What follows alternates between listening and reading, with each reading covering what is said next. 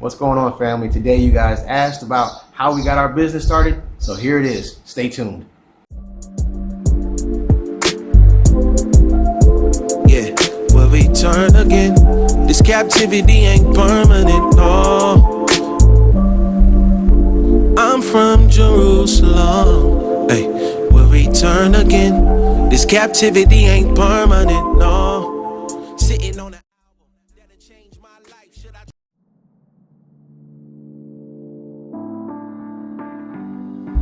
Shalom, family. Welcome back to Stepping Stones to Home. I'm Brother Tor. And I'm Misha G. And in our last video, if you remember, we told you we got our business started, Zion Services. So, some of you who are back in the States or maybe in the UK, you're wondering, how do you start a business in Tanzania? So today's video is going to tell you all about how we started our company. So, first thing we want to let you know, it's not too expensive, but it can get a little pricey to start a business here, wouldn't you say? Yes, it's nothing like in the States where you can just go pay a couple $100 and your business is registered. That's true. But the reason why it's like that here is they want to make sure that you are really about trying to invest in the country. So, and we say back in the day, I'm going to show my age here. You got to put some skin in the game. All right? So, to start our business costs us roughly about 5,400 USD. All right? So, let me break this down for you. To register the business through Brella, and for the lawyer's fee, it was around, I want to say, what, 400,000 or less T shillings, which is roughly about 173 USD. All right, so Brella is the company that you register the name and the location with. All right, the lawyer takes care of his doing the paperwork for you, and that's what his fee comes in. Now, from there, what you want to do is you're going to have to go to the TRA to get your TIN number.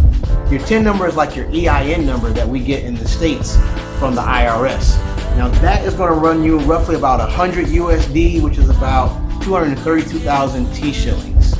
And then from there, you got to get your work permit and your residency permit. You want to tell them about that?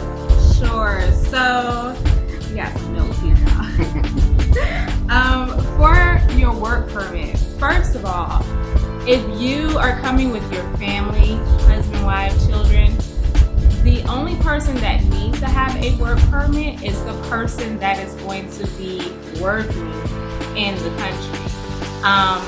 If your spouse is not working, they do not need a work permit, nor do your children. So for your work... Wait, the kids can't work? Well, if they're old enough to.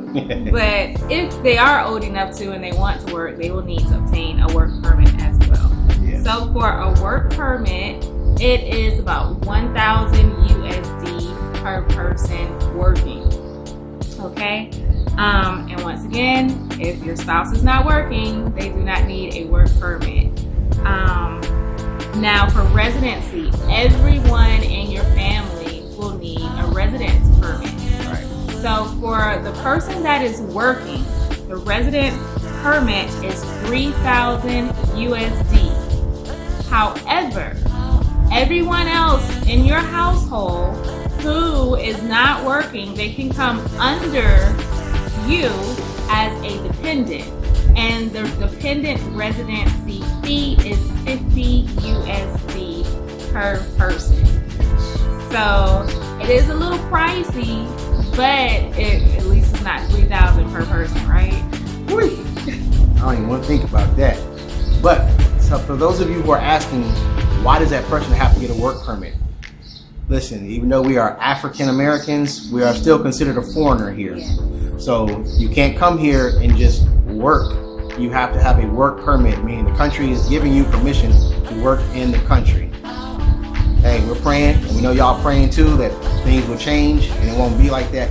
But as of right now, that's how it is. So something that you'll also have to have here is called a VAT machine. So the VAT machine, and you'll see the definition of what a VAT is on the screen here, all right? So once you go to get that, they will teach you how to use this, how the country keeps track of your sales. It's kind of like the IRS and their audits, all right? The VAT machine is going to run you about 700,000 T shillings $300 USD. And they'll use that just to keep track of everything that the business is doing throughout the year. It's actually pretty easy to use. They do a great job explaining to you how it works. So a VAT machine basically is a receipt machine. However, it's connected to the government's system. So that's how they keep track, and you're able to know what you have to pay in taxes Ahead of time. Also, I forgot to mention with the residency, you have to pay your lawyer, and it's going to cost. Now, this can vary from lawyer to lawyer. It just depends on what they charge for their fee. But it costs us around $300 USD for our lawyer to file for residency and work permits. That's just to file for it. But the lawyers, they know the laws here. They know how to work it for you. So let them do what they do. You know, something else that there's two more things that you have to do for the business. You have to go to the municipals, and they will take care of signing up your buildings where your business will be, and you'll be charged ahead of time a tax on that building. So that can run about 147,000 T shillings combined, which is roughly about 64 USD. So when you add all that up, that's how you get to what we spent, about 5,400 in USD.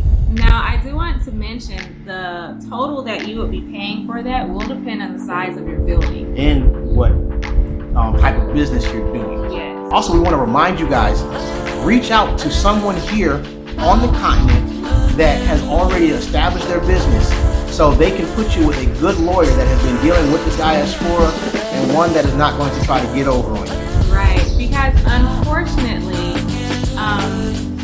the picture that they have been given here, and I can't just say it's Tanzania, but throughout Africa, is that if you are from the U.S., you are African American or American, whatever you call yourself, you are a money bag, okay? Cha-ching!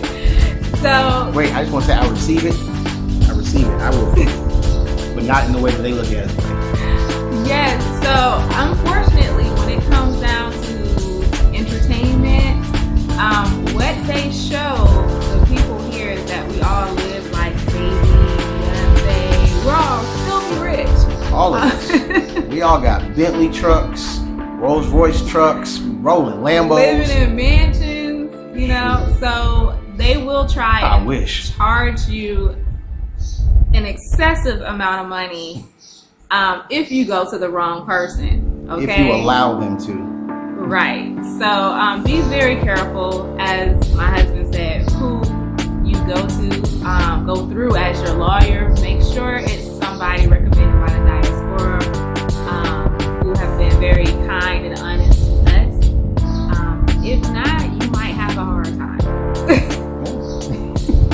And also don't forget, we do consultations for business and for repatriation. You can look down in the link at the bottom of this video, and you will see how to reach out to us to get one of those consultations set up. All right. Also, again, don't forget to support our GoFundMe for building parks here in Tanzania. And as always, we look forward to all you guys coming over here. We also want to take a quick moment just to give a shout out to all of our friends and family and our subscribers that donated to support us here, which helped us to get this business started. We couldn't have done it without you guys, and we just want to tell you thank you, and we love you. Also, I just want to give a big shout out to Miss Trudy for hanging out with your son the other day, and he told us that you're a fan of our channel. We want to thank you for all your support, your prayers that you've been doing for us, and we hope to see you here on the continent soon, Miss Trudy. Love you. All right, family. Y'all have a blessed day. Shalom.